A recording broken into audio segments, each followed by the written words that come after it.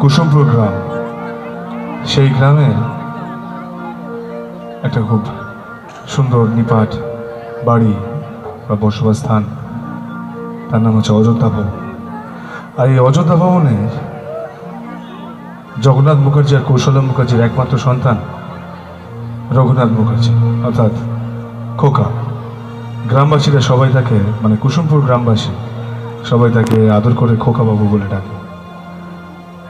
খোকা তার বাবা জগন্নাথ মাস্টার মশাইয়ের অনুপ্রেরণাতে বড় হয়েছে।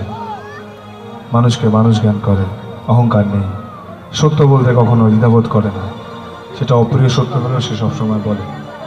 তো এরকমই একদিন ঘটনাচক্রে খোকার সাথে তরির দেখা হয় এবং তরির সাথে খোকার বিয়ে হয়ে যায়। বিয়ে তো হয়ে যায়, কিন্তু খোকা তো ব্রহ্মচারী। সে বজরংবলীর কাছে পণ করেছে যে সে কোনোদিনও তার ব্রহ্মচর্য নষ্ট করবে না। জয় বজরংবলী। তো ঠিক এই সময় যখন সে শহরে আসে, অর্থাৎ কলকাতা শহরে, তখন তার সমস্ত ভাব ভালোবাসা, ধ্যান ধারণা সমস্ত কিছু পাল্টে যায়। যে মানুষ এতটা নিচে নেমে কথা বলতে পারে। খোকার সাথে যখনই বাড়ির কারুর দেখা হয় তখনই বাড়ির প্রত্যেকে বলে, বিশেষ করে রাজশেখর গাঙ্গুলি অর্থাৎ তরি দেবীর যে বাবা, আমার শ্বশুর মশাই, সারাক্ষণ আমার পেছনে লাগে। উনি যতবার আমাকে দেখেন ততবার বলেন, এই যে ধরে খোকা,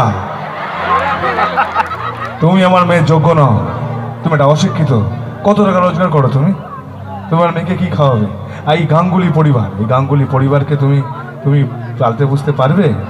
তোমার তো অতটা দমই নেই, তুমি তো একটা বেয়ারার চাকরি করো, তার থেকে বড় কথা তুমি একটা অশিক্ষিত। তো অনেকদিন শোনার পর খোকার ধৈর্যের বাঁধ ভাঙে এবং খোকা তার প্রত্যুত্তর করে, অর্থাৎ রিপ্লাই দেয়। মনে রাখবেন রাজশেখর গাঙ্গুলি, যেদিনকে আপনি জানতে পারবেন এই খোকা বাবু আসলে কে, সেদিনকে আপনার পায়ের তলা থেকে জমি সরে যাবে। কথাটা মাথায় রাখবেন।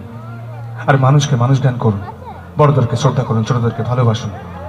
আমি কিন্তু আমার মায়ের ভক্ত, বজরংবলীর ভক্ত। আমি মানুষকে মানুষ জ্ঞান করি, বড়দেরকে শ্রদ্ধা করি, ছোটদেরকে ভালোবাসি। আর মানুষকে ভালোবাসতে হৃদয় দিয়ে, টাকা দিয়ে নয়। কথাটা মাথায় রাখবেন। জয় Bajrangbali. Thank you very much. ধন্যবাদ। আমাদের প্রত্যেকের পক্ষ